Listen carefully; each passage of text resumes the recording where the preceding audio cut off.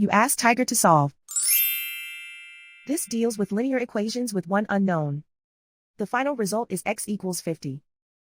Let's solve it step by step. Group all x terms on the left side of the equation. Add 15x to both sides. Group like terms. Simplify the arithmetic.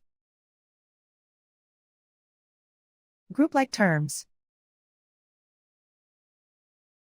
Simplify the arithmetic. Group all constants on the right side of the equation. Subtract 3,500 from both sides. Simplify the arithmetic.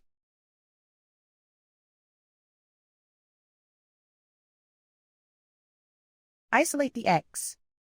Divide both sides by -10. Cancel out the negatives.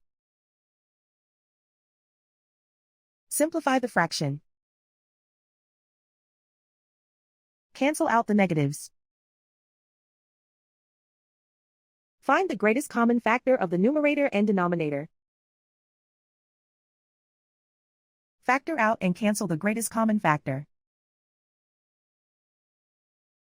And so the final result is x equals 50.